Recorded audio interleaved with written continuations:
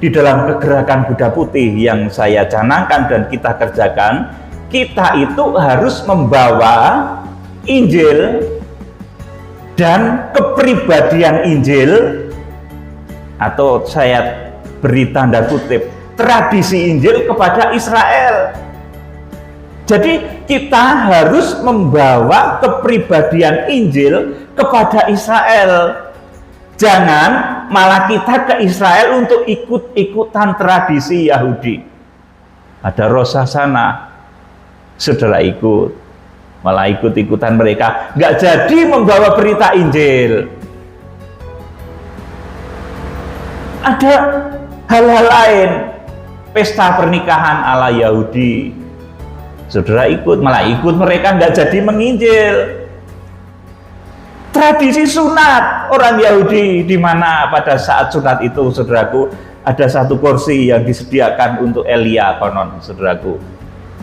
Saudara malah ikut bangga, waduh begitu ya ternyata. Kalau saudara ini tim pergerakan, saudara ini dipakai oleh Tuhan untuk menjangkau bangsa Israel, kita justru harus membawa tradisi Injil, membawa Injil yang hidup kepada bangsa Israel, supaya Israel itu menerima Tuhan Yesus. Karena sebelum Israel menerima Tuhan Yesus dan terjadi pertobatan secara massal, itu belum akan terjadi pemulihan kerajaan bagi Israel. Ya, sekarang mungkin secara fisik sudah merdeka, ya, tahun 48 itu, saudaraku. Tapi secara spiritual itu belum, saudaraku. Dari mata Tuhan Yesus belum. Kapan Israel itu merdeka? Ketika Israel menerima Tuhan Yesus. Dan untuk itu Tuhan akan melancarkan peperangan spiritual. Sekali lagi, perang spiritual. Ini bukan perang nuklir, bukan perang drone, bukan perang rudal. Tapi ini perang spiritual. Wujudnya apa? Penghukuman 21 tula akhir zaman.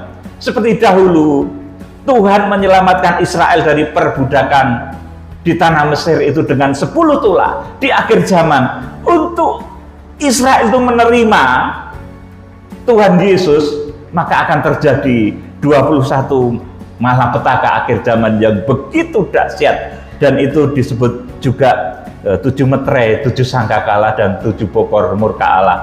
Itu seperti tula, saudaraku, identik dengan tula, tidak bisa ditolak, saudaraku. Nanti ketika terjadi gempa dahsyat yang menandai persekutuan kudus antara bangsa Israel dan bangsa kafir, antara zaitun asli dan zaitun